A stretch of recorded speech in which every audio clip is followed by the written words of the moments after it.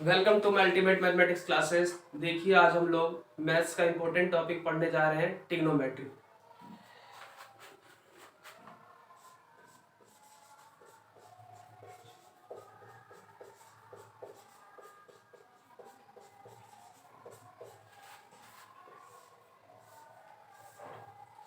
देखिए trigonometry, trigonometry इसका Hindi meaning क्या है, सबसे पहले ये समझेंगे।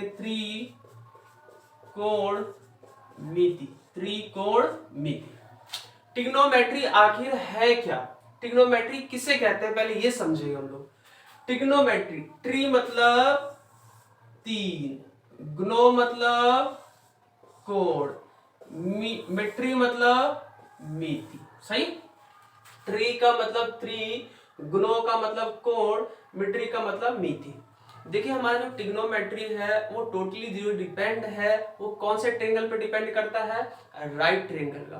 पूरा का पूरा ट्रिग्नोमेट्री हमारा जो डिपेंड करता है, पूरा का पूरा ट्रिग्नोमेट्री जो टिका है वो टिका है राइट ट्रायंगल, जिसे बोलते हैं हिंदी में समकोण। क्या कहते हैं, समकोण। आपके दिमाग में होगा सर ये बताइए समकोण किसे कहते हैं, समकोण त्रिभुज, सॉरी समकोण त्रिभुज। तो समकोण त्रिभुज किसे कहते हैं, समकोण जो त्रिभुज है उसमें एक एंगल जो होता है उसे बोलते हैं, एक एंगल जो होता है वो 90 डिग्री होता है। क्या होता है, एक एंगल जो होता है वो 90 डिग्री होता है। जिस ट्रायंगल में एक एंगल 90 डिग्री हो उसे बोलेंगे राइट ट्रायंगल या समकोण त्रिभुज। ये तो मालूम पड़ गया ट्रिग्नोमेट्री किस पे डिपेंड है, राइट ट्रायंगल पे, राइट ट्रायंगल पे, समकोण त्रिभुज पे।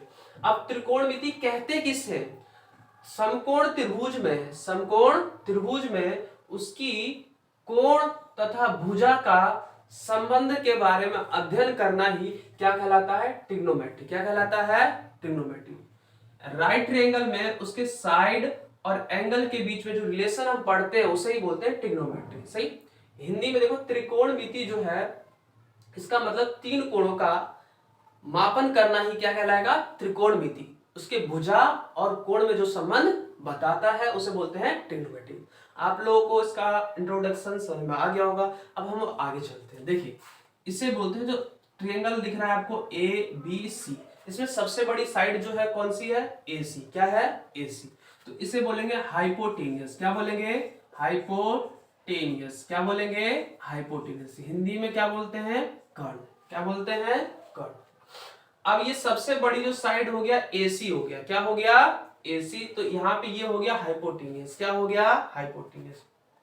देखिए इस दुनिया में धरती पर कुछ भी हो जाए, धरती इधर का उधर पलट जाए, आंधी आ जाए, तूफान आ जाए, AC हमारा कभी चेंज नहीं होता, क्योंकि ये कर्ण है। क्या है, कर्ण। कर्ण कभी भी चेंज नहीं होगा। ये बोलता भैया मैं चेंज नहीं होने वाला। सही। तो इसका जो प्लेस है वो साइड, जो सबसे बड़ी ट्रायंगल का जो साइड है वो क्या होगा, हाइपोटेनियस। क्या होगा, हाइपोटेनियस। अब बात रहती है सर हमारे पास परपेंडिकुलर और बेस कौन सा हो। अब देखिए जैसे मान लीजिए आपने एंगल कौन सा लिया, सी लिया। कौन सा लिया, सी। तो सी ये वाला क्या हो जाएगा आपका, परपेंडिकुलर। क्या हो जाएगा, परपेंडिकुलर। क्या हो जाएगा, इसे बोलेंगे लंब। क्या बोलेंगे, लंब। अब देखो हाइपोटेनियस हो गया, परपेंडिकुलर हो गया, तो तीसरा क्या बचता है, बेस। क्या बचता है, बेस। तो ये हो गया हमारा आधार। क्या हो गया, आधार।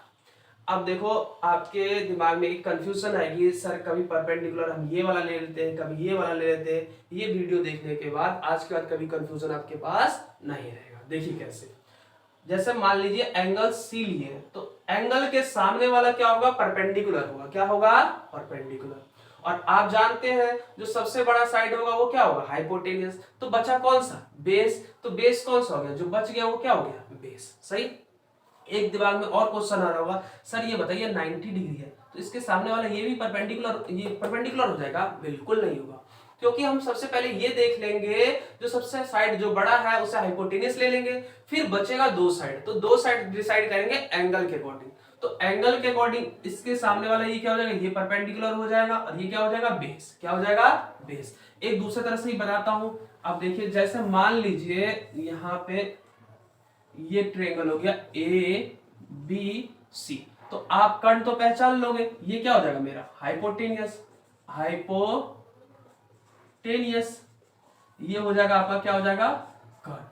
सही है। अब मैं एंगल ये यहाँ पे सी लिया था, एंगल तो ये परपेंडिकुलर था, अब मैं एंगल सी नहीं ले रहा हूँ, सी नहीं ले रहा हूँ, मैं अब देख रहा हूँ ए से। कहां से देख रहा हूँ? ए से।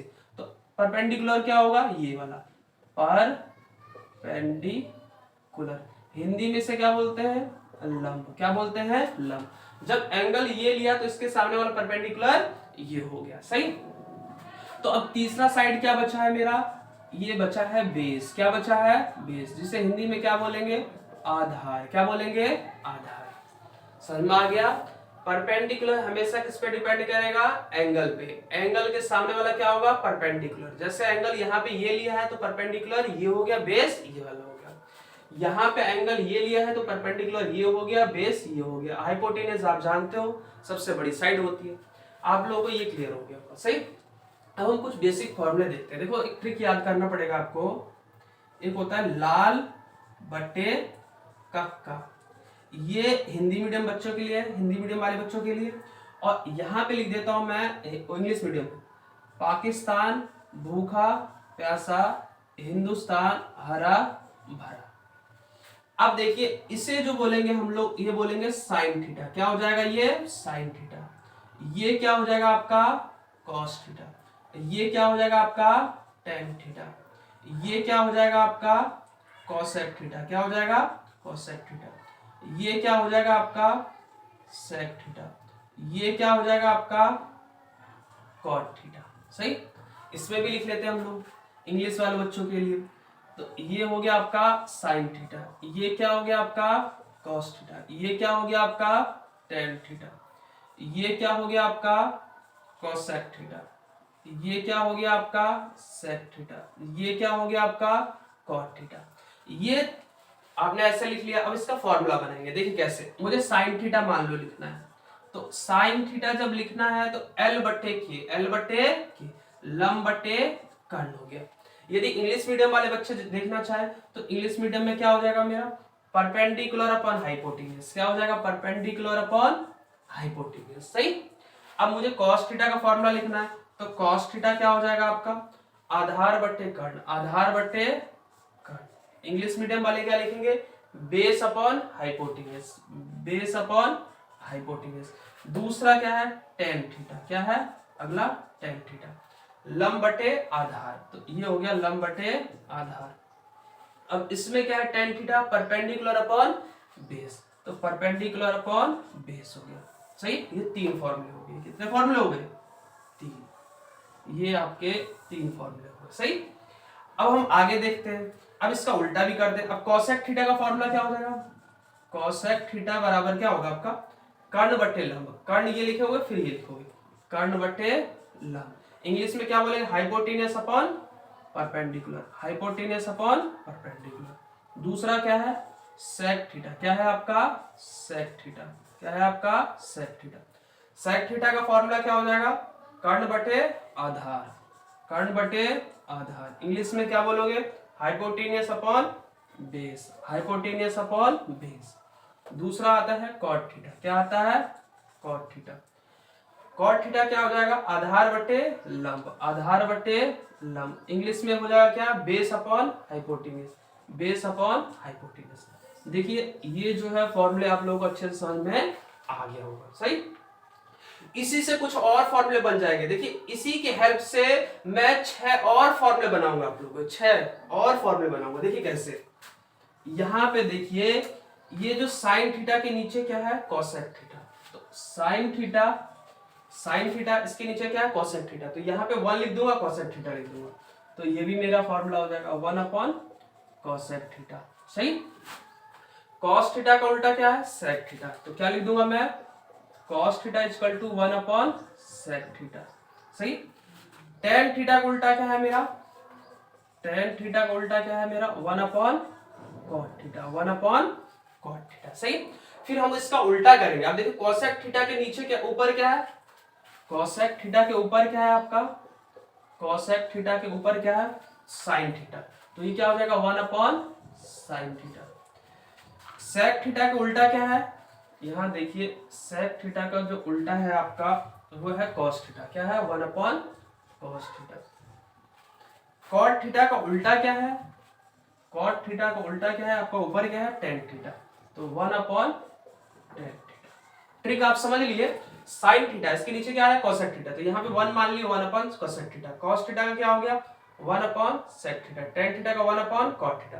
इसी प्रकार उल्टा जब लिखना हो तो कोसेक थीटा यहाँ पे 1 ले लिया upon sine theta, cosec theta equal to 1/साइन थीटा। दो और फॉर्मूले एक्स्ट्रा होते हैं टेन थीटा का, वो याद कर लीजिए। टेन थीटा इक्वल टू होता है sine theta upon cos theta, और कॉट थीटा का क्या होता है cos theta upon sine theta. सही। अब देखिए एक फॉर्मूला मैं लिखाना आप लोगों को मिस कर गया। देखिए यहाँ पे जो ये होता है, सर ये बताइए जब मुझे हाइपोटेन्यूस, ये परपेंडिकुलर, ये बेस निकालना, तो उसमें कौन सा फॉर्मूला लगेगा, तो उसमें पाइथागोरस थ्योरम लगता है। कौन सा लगता है पाइथागोरस थ्योरम। पाइथागोरस नामक एक साइंटिस्ट थे, उन्होंने एक फॉर्मूला दिया था। क्या फॉर्मूला दिया था भैया, देखिए ये hypotenuse square equal to hypotenuse H मतलब hypotenuse square equal to perpendicular square plus base square. ये है आपका Pythagoras theorem. Hypotenuse square equal to perpendicular square plus base square. English यदि हिंदी में लिखना चाहो तो क्या लिखोगे, हाइपोटेनियस कर्ण का स्क्वायर बराबर लंब का स्क्वायर प्लस आधार का स्क्वायर। सही है, आगे समझे आप लोगों को। यदि और हिंदी में और अच्छे से लिखना है तो देखो ऐसे लिख लो, कर्ण का स्क्वायर बराबर लंब का स्क्वायर प्लस आधार का स्क्वायर। लिख लिया आप लोगों ने। अच्छा, ये फॉर्मूला हो गया। और पूरा इंग्लिश में लिखना चाहते हो तो हाइपोटेनियस का स्क्वायर, और ये क्या हो जाएगा, अब ये आपका परपेंडिकुलर हो जाएगा। ये क्या हो जाएगा परपेंडिकुलर का स्क्वायर प्लस बेस का स्क्वायर। हाइपोटेनियस सबसे बड़ा था, इसका याद करने का ट्रिक देखिए। हाइपोटेनियस सबसे बड़ा था तो हाइपोटेनियस पहले लिख दिया, उसका स्क्वायर, परपेंडिकुलर का स्क्वायर लिख दिया, फिर बेस का स्क्वायर लिख दिया। आपको कुछ भी निकालना हो, हाइपोटेनियस निकालना हो, बेस निकालना हो, परपेंडिकुलर निकालना हो, कौन सा फॉर्मूला लगाना है ये। बस कंडीशन क्या होनी चाहिए, दो चीज मालूम होना चाहिए। जैसे मान लीजिए हाइपोटेनियस निकालना है तो परपेंडिकुलर और बेस क्या होना चाहिए, मालूम होना चाहिए। सही। और यदि परपेंडिकुलर निकालना हो तो हाइपोटेनियस और बेस मालूम होना चाहिए, हाइपोटेनियस निकालना हो तो परपेंडिकुलर और बेस मालूम होना चाहिए। जैसे हिंदी में समझिए, जैसे कर्ण निकालना हो तो लंब और आधार मालूम होना चाहिए।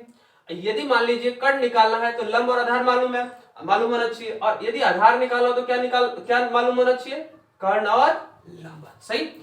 मुझे पूरी उम्मीद है ये वीडियो आप लोगों को पसंद आई होगी। यदि ये वीडियो पसंद आई तो लाइक और सब्सक्राइब करना मत भूलिएगा।